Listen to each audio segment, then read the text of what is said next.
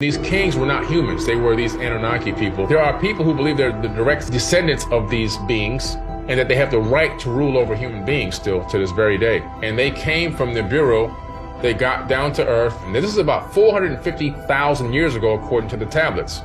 The Anunnaki, who are also the Atlanteans, that's the same people. The Atlantean is the civilization. Anunnaki means those who came from heaven to earth. And they started off with this cloning system at first. So Isis says, I have an idea.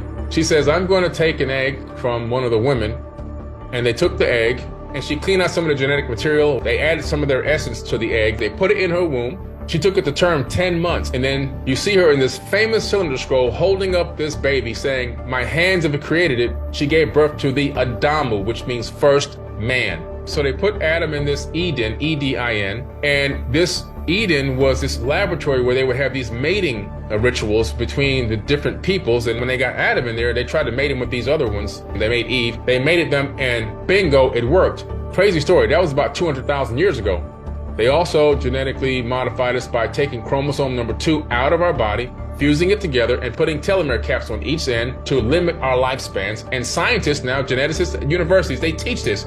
They say, we don't know how this happened. It's an artificial mutation that would have taken millions of years to happen, but it happened about 200,000 years ago.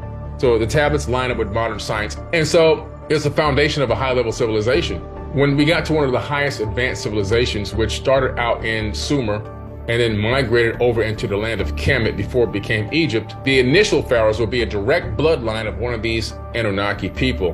When they relocated home base to the land of Kemet, they rebuilt the land of Kem out of the mud because there was a great flood. At this dawn of this new era, 36,000 years ago, the gentleman who started this, his name was Thoth, T-H-O-T-H, and he's known as a wisdom keeper. He's known all over the entire world, but he ruled over the land of Kemet for 14 or 16,000 years, roughly thereabout, according to the ancient Egyptians. And then he left there and went to Mesoamerica and kickstarted the Teotihuacan in Mexico City.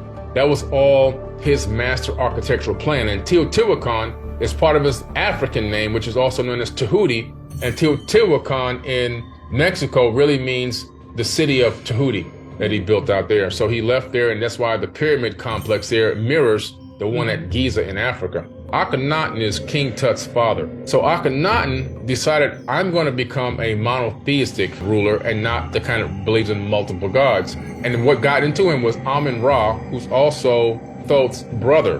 And he told Akhenaten that you worship me and you get everyone to worship me and deface all the other gods. That's why he was kicked out of Egypt. He went to the Great Pyramid and he went to that stone box area inside the king's chamber and took Ark of the Covenant with him. See, Akhenaten is Moses. That's the Moses story.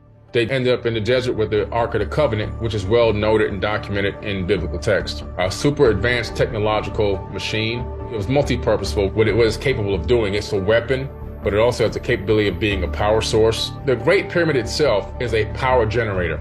It was built on top of an aquifer, and the water running underneath the Great Pyramid, it creates physiostatic electricity. Those ions would get pushed up into the Grand Gallery, and they had resonating rods in the slots going up the Grand Gallery. When it got to the king's chamber, some other type of fusion would happen, and it would then send the energy up through the apex, and the apex, which is now missing, would then transmit it out wirelessly to the obelisk, which then collect this ambient electricity. And if you had a JED, you can pick up this ambient wireless electricity. You can see the JED connected to light bulbs and so forth like a Nidera. I knew it wasn't a sarcophagus, but it's the same exact, I measured it. It's the same exact dimensions as what? The Ark of the Covenant. So when Akhenaten took that, he took the power source for Egypt. As time continued to go by, and they began to then handpick specific people to do specific things, and they would then create these genetically modified or bloodline people. Yeshua was one of them. He was a chosen one to bring a certain level of Christ consciousness, which existed before Jesus Christ, that terminology ever came to be. I put the New Testament where Jesus is speaking, and I put both the Atlanteans' words from the Emerald Tablets, and you see that Jesus is literally mimicking what he learned from the ancient mystery schools, which he learned directly from the Egyptian mysteries from Thoth the Atlanteans' teachings. The real text is 36,000 years old. It's just a mimicking of ancient texts, and a lot of different religions cropped out of his spiritual writings that he wrote in those Emerald Tablets.